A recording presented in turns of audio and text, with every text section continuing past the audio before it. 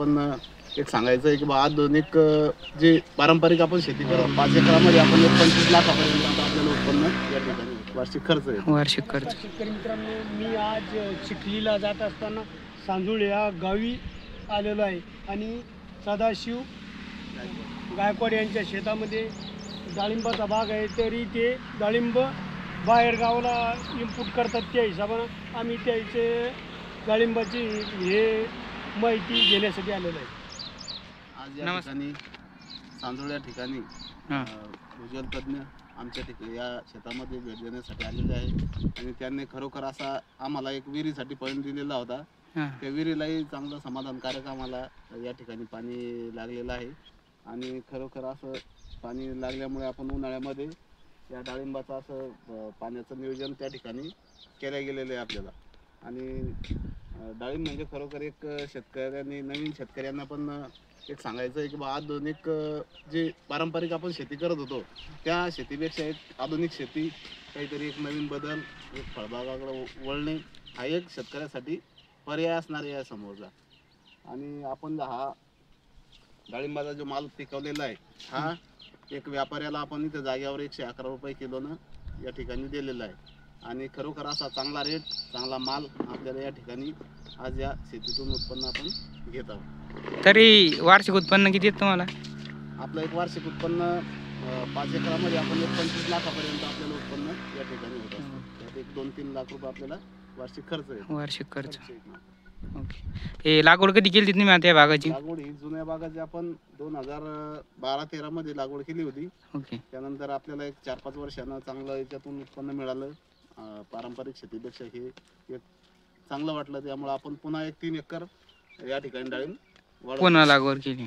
Okay. तुमचे डाळिंब कुठे जातात? हे आपण एक व्यापाऱ्याला इथे जागेवर देतो, पण तो खरोखर एक बांगलादेश झालं, नेपाळ झाला, अशा ठिकाणी एक्सपोर्ट होतात, केलं जातं. कारण की आपली क्वालिटी चांगली असते आणि एक्सपोर्ट करण्यासारखं आपण या ठिकाणी माल पिकवतो. तुमचं मत काय शेतकऱ्यांना वळावणी याच्याकडे? आता जे पारंपरिक शेती, मी तेच म्हणलो की पारंपरिक शेतीमध्ये आपल्याला खर्च होतो, हा खर्चही आपल्याला त्यातून निघत नाही. सोयाबीनचे भाव कमी आहे, सोयाबीनला बऱ्याचशा अशा या ठिकाणी अडचणी येतात, पावसाच्या अडचणी आहे, काही अळीच्या अडचणी आहेत, म्हणजे असे बरेचसे रोग या ठिकाणी सोयाबीन सारख्या पिकावर आता या ठिकाणी यायला लागले. आणि यातून एवढा खर्च जर आपण सोयाबीनला करणार आणि उत्पन्न तर आपल्याला पाहिजे तेवढं उत्पन्नही होत नाही आणि पाहिजे तसा सरकार भावही देत नाही. त्यामुळं काहीतरी एक नवीन म्हणून या ठिकाणी फळबागाकडं शेतकऱ्यांना वळलं पाहिजे. तुमची कल्पना होती का समजा तुम्ही वगैरे माहिती घेतली? आमच्या गावामध्ये एका जणानं लावलं होतं, तो माणूस सक्सेस झाला. त्यामुळे आपण एक काहीतरी नवीन करायचं म्हणून आपण 2 एकर पहिले डाळिंबाची शेती सुरुवात केली. त्यानंतर याच्यात आपण सक्सेस राहिल्यामुळं आपण परत 3 एकर डाळिंब या ठिकाणी लावलेले आणि एवढं करून न थांबता आपण परत 1 एकर केशर आंब्याची लागवड एक 3 वर्ष अगोदर केलेली आहे. त्यातून पण आपण यावर्षी 4थ्या वर्षी चांगल्या पद्धतीचं उत्पन्न, म्हणजे आपलं एका एकरामध्ये आपण 2 टन आंबा, केशर आंबा हा पण उत्पन्न काढलेलं आहे या ठिकाणी. त्याचे तुम्हाला उत्पन्न किती भेटलेले साधारण? त्यातून आपण एक चिल्लर विक्री 5 किलो 10 किलो असं पॅकिंग करून आपण थेट ग्राहकापर्यंत, शेतकरी ते ग्राहक असं या ठिकाणी आपण पोहोचवलेलं आहे. तर 110 ते 120 रुपये आपण क्वालिटी चांगली असल्यामुळं नॅचरल पद्धतीने आपण गवतामध्ये आंबा पिकवलेला आहे.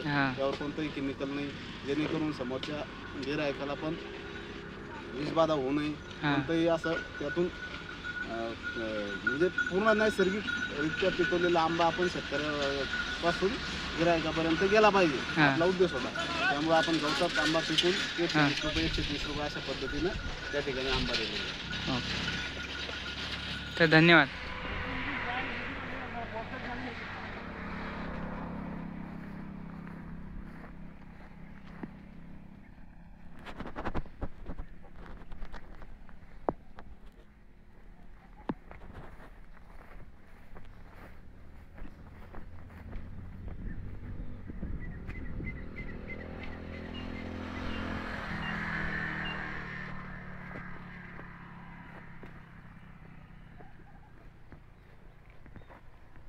झाड कसं काय वाळले?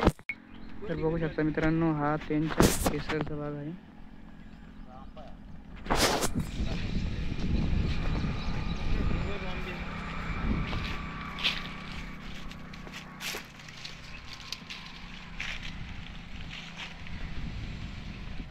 लागवडीनंतर 4थ्या वर्षी याला माल आलेला आहे.